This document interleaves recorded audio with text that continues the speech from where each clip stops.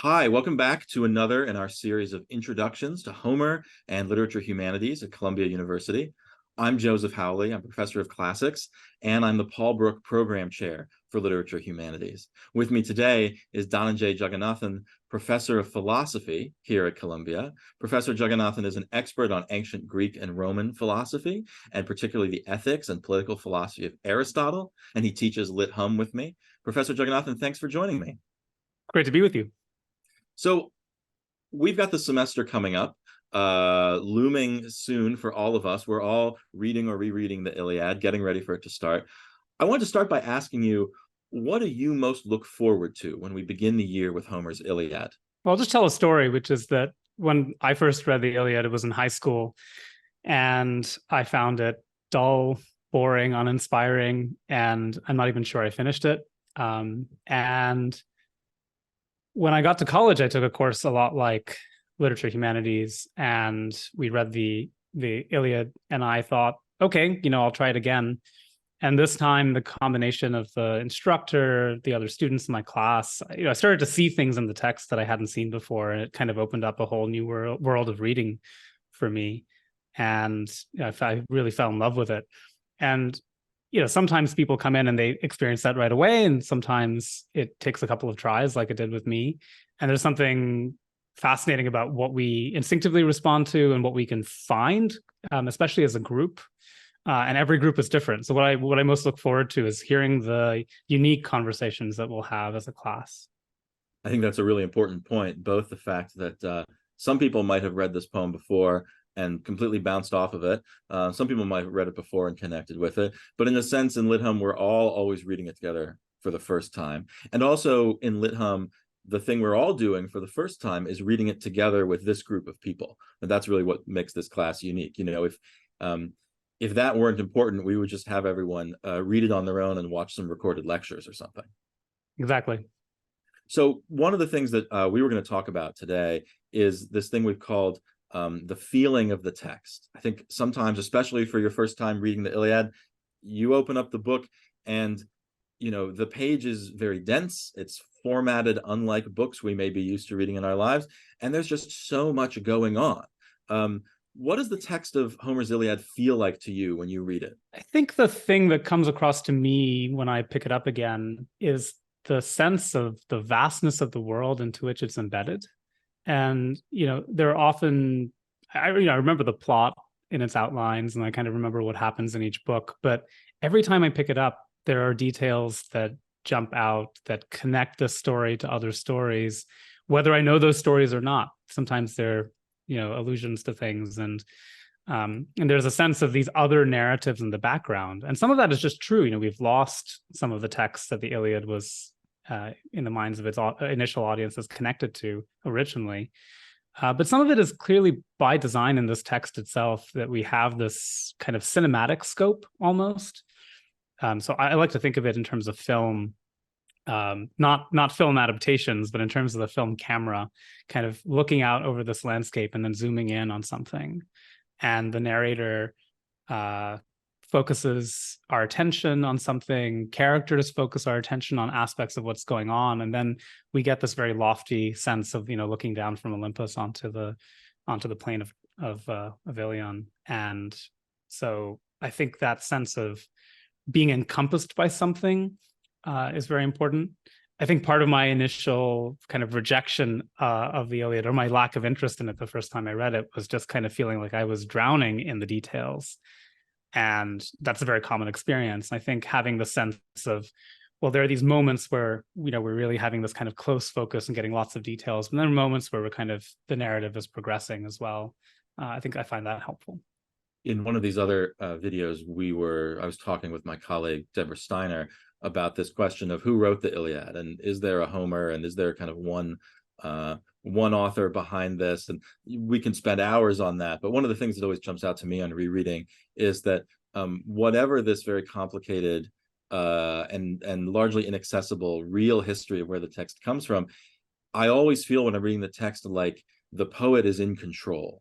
Is in really precise control of like where my attention is, as you're saying, what I'm sort of feeling and thinking about as I read. But that's something that I think it can take some practice and experience to kind of follow that program along with the text. As you were saying, there is so much going on. So how do you know what to pay attention to when you're reading Homer? Yeah, it's a hard question. It's one of the main challenges of reading not just this text, but a lot of the texts that we encounter in Lit Hum. There is so much, and we read it at such a fast pace that it can feel like, well, I'm just, figuring out what's going on a page, and then I move on to the next page, and one page after the other, one book of the Iliad after the other. And especially with these ancient Greek texts we encounter mainly in the fall, there's a lot of unfamiliar names and places and so on, and there's only so much flipping to the index of names and the map that in your edition and so on that you can do and still maintain your attention while you read.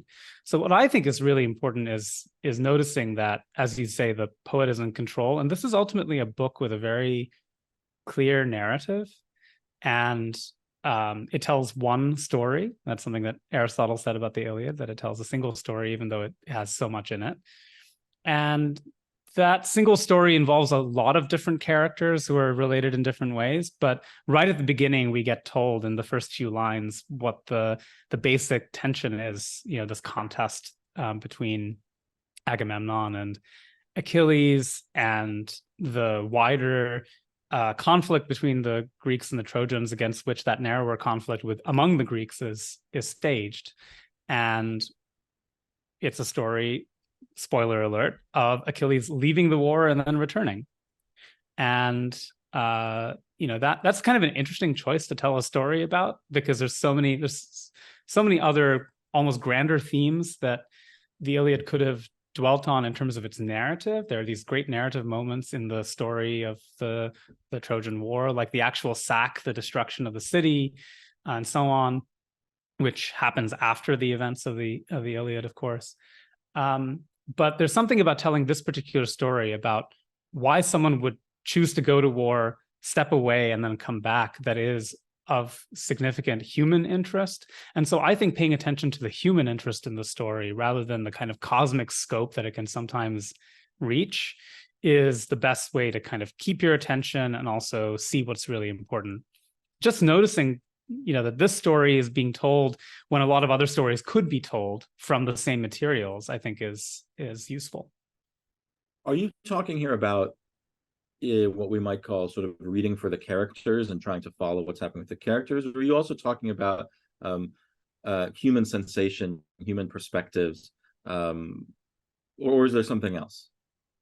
Both, in a way. I think we get access to more general thoughts about human experience, human nature, human life from this very particular story, and identifying what that particular story is and what we're being exposed to is helpful, because there's also, and this is the mode of epic poetry specifically, epic generally, is that we get this single story and then we get very often parallel stories or counter stories, counter narratives.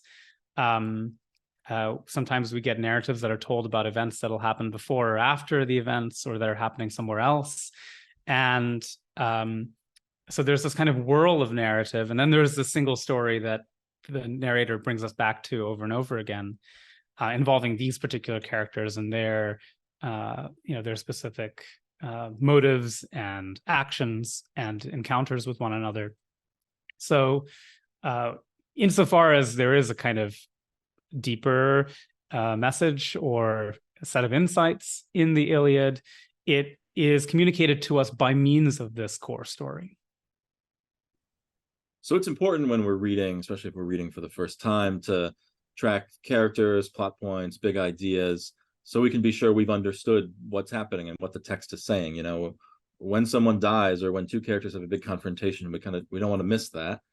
But one of the important things about Lit Hum, one of the things we kind of want our students to be doing when they're reading on their own, or the kind of expectations we have for class, is that students as readers come to class ready to talk about what they found interesting in the text. So how do you find things that are interesting as you read? It's a tricky question, because there are the things that I personally respond to or find puzzling or surprising. And that's what's interesting to me. And then there's, I think, this is a bold claim, there's stuff that's interesting, period. Or maybe we can be more cautious and say that would be interesting to a large number of the readers of this poem. And we could think about just the other readers in the room with us. We read in a context, we read at a cultural moment at a time, with respect to a particular translation and a set of histories of translation and so on.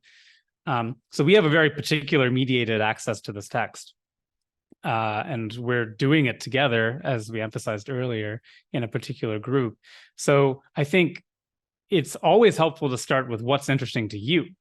And, what catches your eye, what makes you pause is often very helpful, because, again, there's this kind of very driving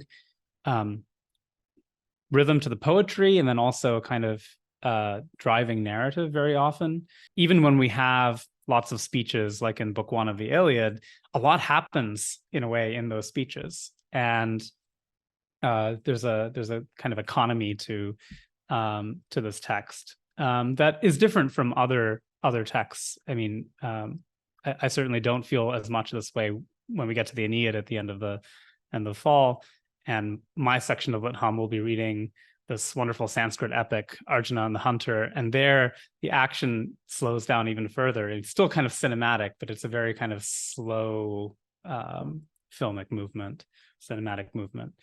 Whereas Homer, things are going by pretty quickly. And so noticing where you stop short is, I think, very, very useful.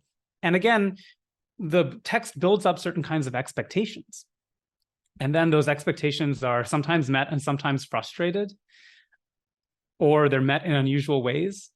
And those are really important moments to pay attention to. So we expect something to happen, it doesn't happen, or we expect something structural.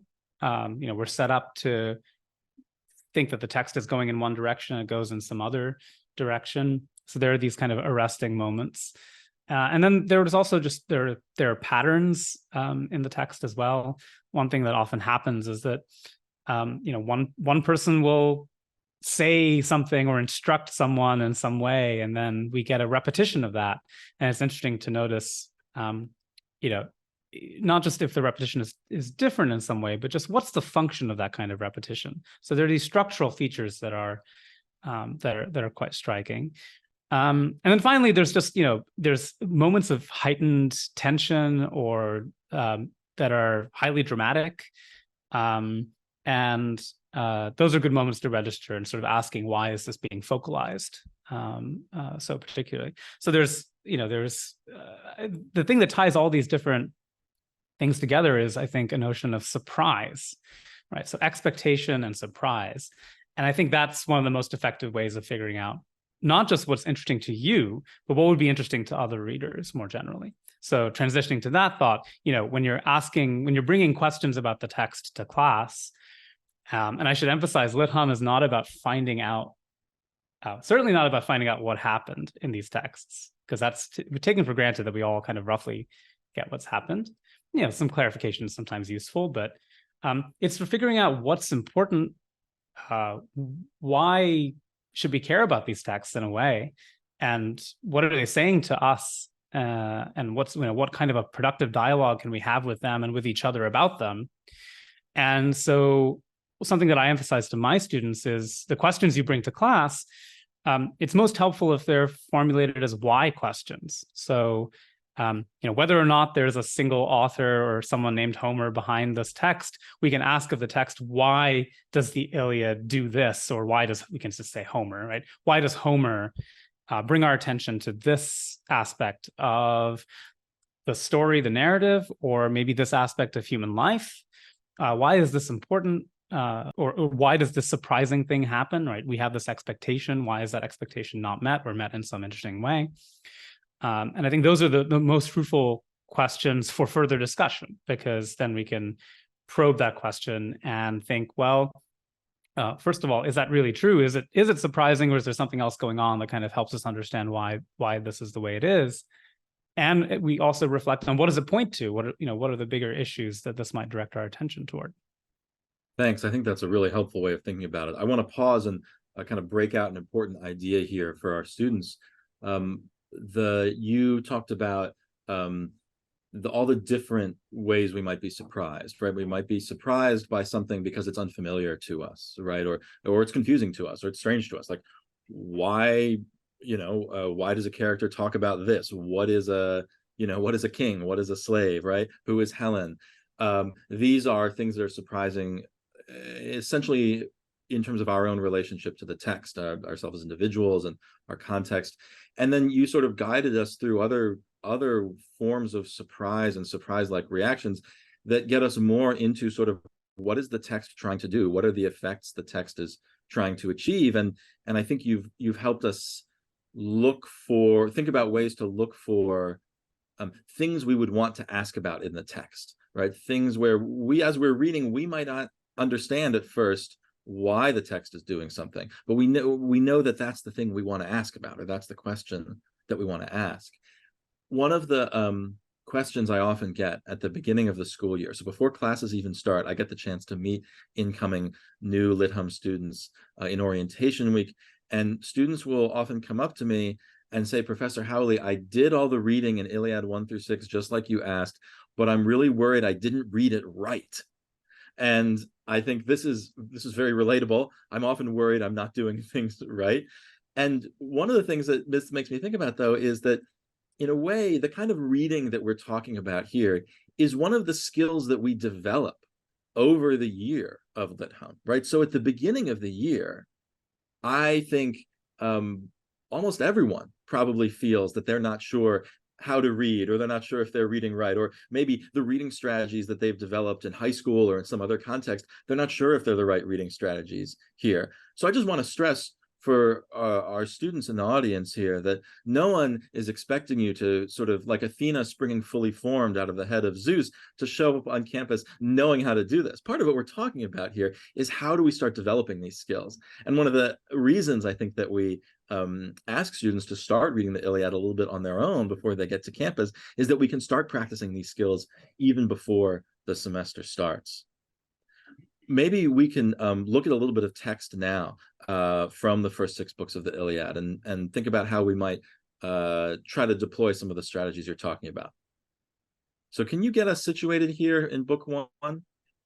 Yeah, so we're a little bit into the story at this point, and we've had the confrontation between Achilles and Agamemnon, and Achilles loses, right? And he's crying to his mother, basically, Thetis, at this point. So this is actually quite relatable in a certain way. We have the story involving these people who are described as powerful kings and warriors, and here we have this very private, intimate interaction between Achilles and Thetis.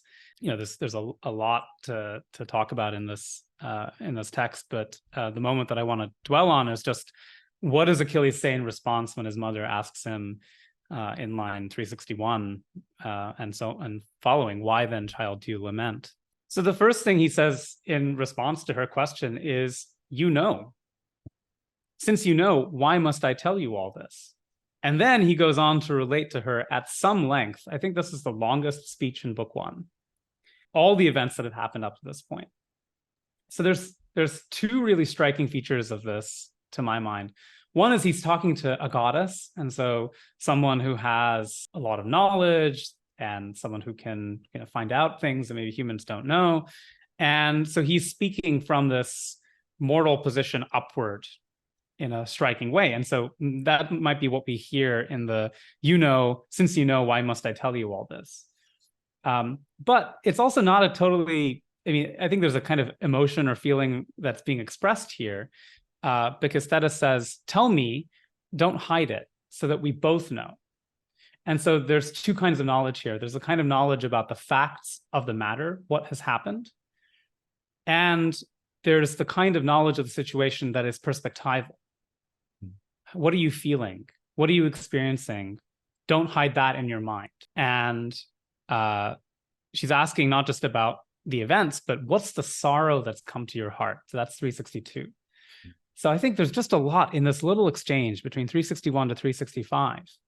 This idea of different kinds of knowledge, the kind of knowledge that the narrator provides to us, which is a mix of the events and also the experiences of individual people. We get a peek into what people are feeling and experiencing, but very often through the words that they say. And sometimes the narrator will tell us that someone is being deceptive or something like that. But words communicate not just facts or events, but also feelings and sentiment.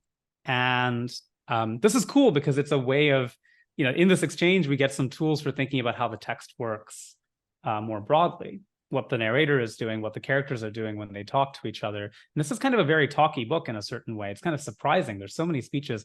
And I'm talking about book one in particular, but it's true of the Iliad more generally, that a lot happens in the speeches. Now, another thing I want to pick out is just Achilles retells the events that have taken place that the narrator initially starts telling, and that we get a little bit, in the conversation between the great kings at their assembly. But he actually starts further back than anyone has started the story.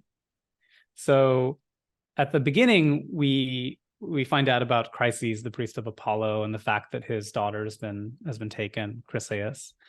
But it's Achilles who's the first person who tells us that they went to sack the sacred city, and they carried everything back. And the kind of sense of these warriors as, well, acting pretty brutally, I think is made vivid here. So we have kind of a fact of the matter at the beginning of the actual, book one of the Iliad, which is just, there's a situation, and Chryses appeals to Apollo, and Apollo strikes down the Achaean, the Greek warriors.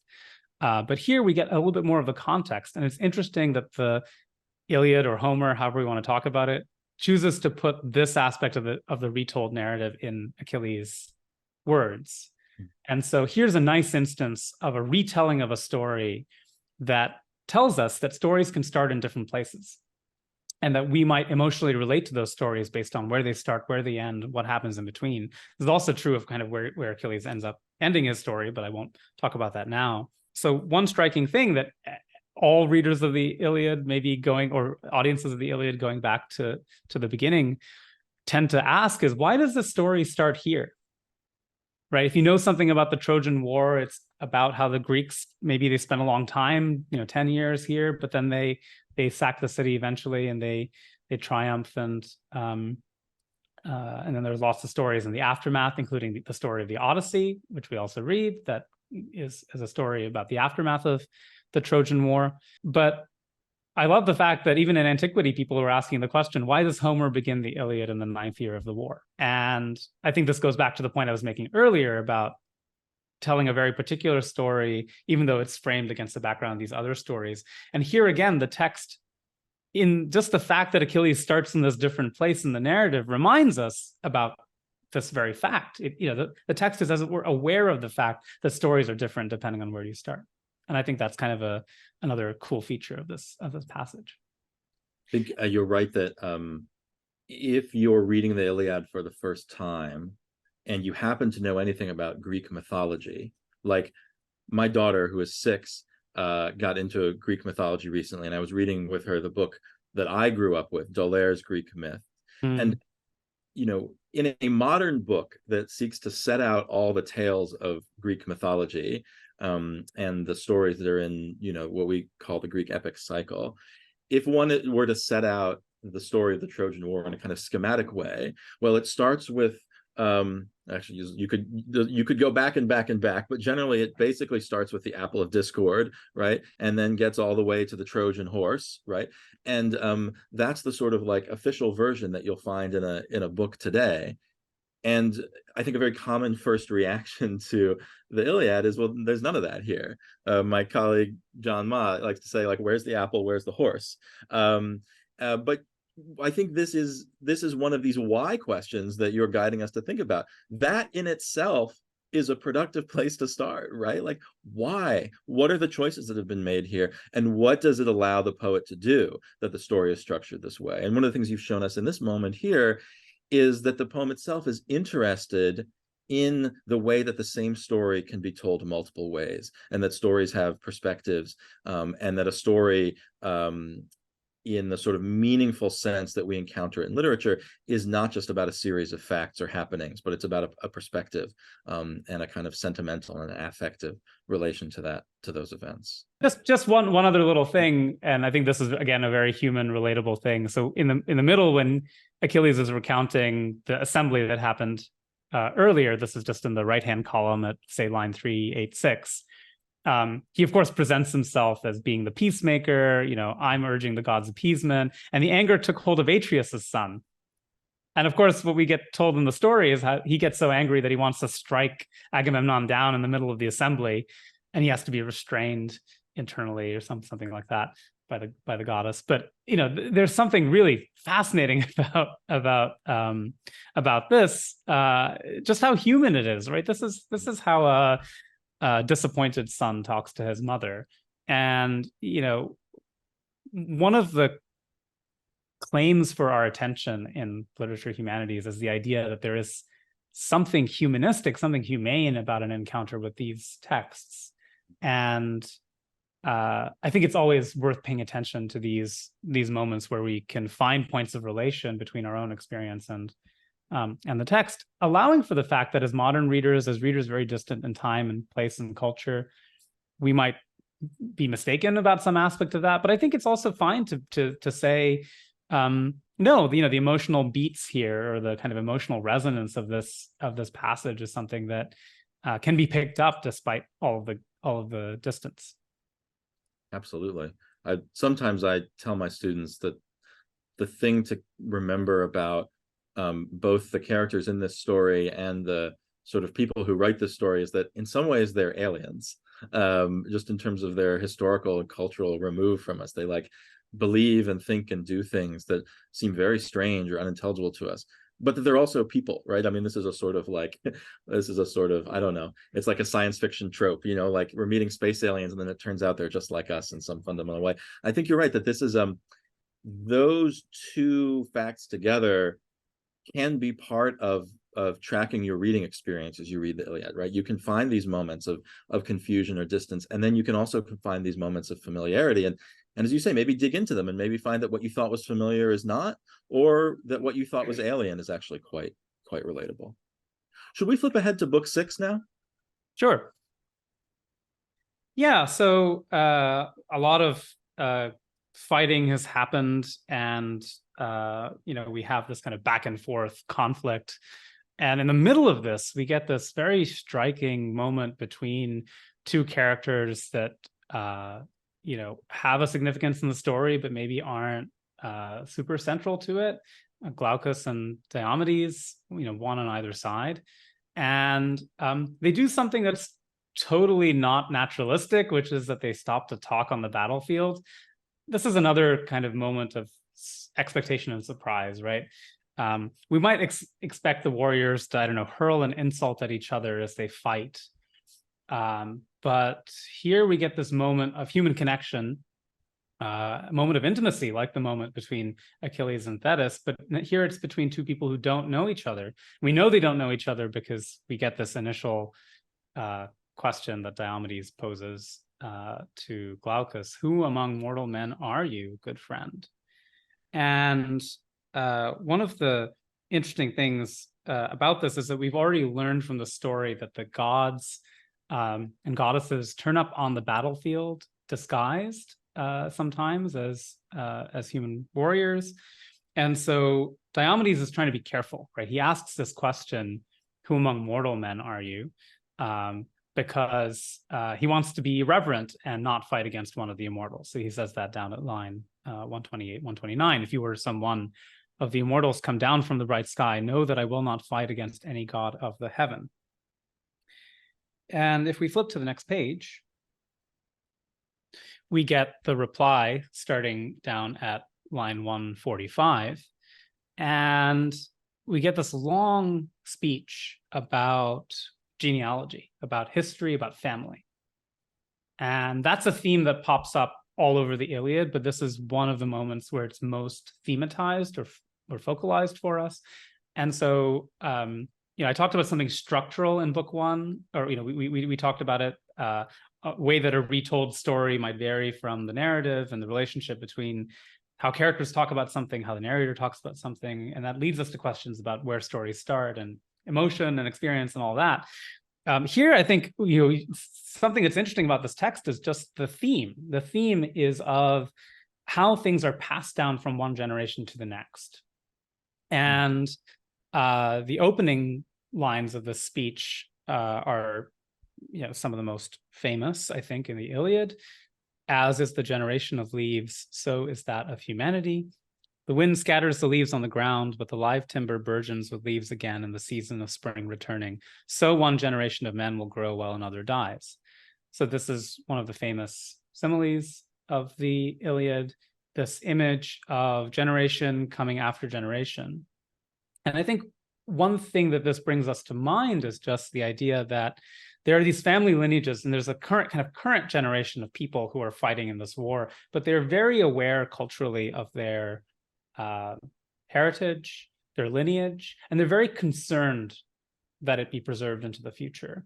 And this comes up in a very significant way later on in book 6, where we see Hector talking to Andromache and to his son Astyanax, and the kind of concern that is shown for the lineage of Troy, and a kind of awareness that the city is going to be destroyed and this lineage is going to be extinguished in some way. And those thoughts somehow sit side by side. But here, in this kind of quieter moment between two less central characters, I think we get expressed a lot of the important thematic ideas in the Iliad about family and about lineage. So one is that there's something natural about lineage, right? So the simile draws our attention to the fact that human generation is like the generation of animals and of plants, like we're living things, unlike the immortals who don't come to be and die. And so the contrast between mortal and immortal is interesting. And here in the speech, we get the affiliation of human beings to the natural world. But there's also, one of the fascinating things is genealogy is something that human beings do. That's characteristic of us in a certain way. Our particular family structures are important to us. This seems to be true across different cultures. But it's instantiated in a very particular way in the culture that this text represents, because it turns out that these two warriors actually have a connection. And the connection is via ancestors of theirs who have a chosen relationship to each other, relationship of guest friendship. And you can talk about the details in your classes. I think they're very interesting. But I think one thing this reminds us of is the fact that family is also a matter of choice. For instance, when this whole story gets going because Helen makes one choice and then another, we might say. Even if there's, we're not saying there's some kind of perfect autonomy here, but people choose to get married, choose to get to have children, and so on, and they also choose to connect to other people that they're not related to by blood. And this is again something that turns up in most cultures in one way or another. It doesn't have to be institutionalized, but there is kind of an idea of what we might call chosen family here, right? So there's a kind of familial link between these people who've never met each other. And I think that gets us into thinking about, first of all, the fact that that the Homer or the Iliad, however we want to talk about it, is presenting to us the fact that this one person on the Greek side and one person on the Trojan side have this connection to each other. And they can have this connection. And in fact, they choose to renew it, and they exchange armor at the end of the scene. And that, I think, brings our attention to the painful side of this war, that it involves, it's not being depicted as the good guys vanquishing the bad guys. And I think that's something that's very, it's just immediately striking about the text. It's maybe the main reason we still read this text so many thousands of years later, is it's not the triumphal record of one people subduing another. And I think you'll find a lot that's appealing in the character of Hector.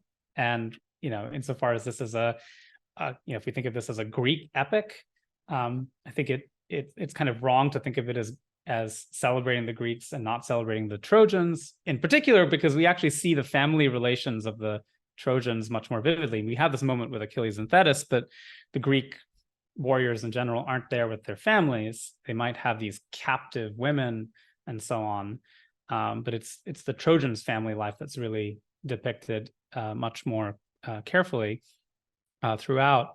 And so I think these are striking things that this one little scene can direct our attention to in other parts of the text.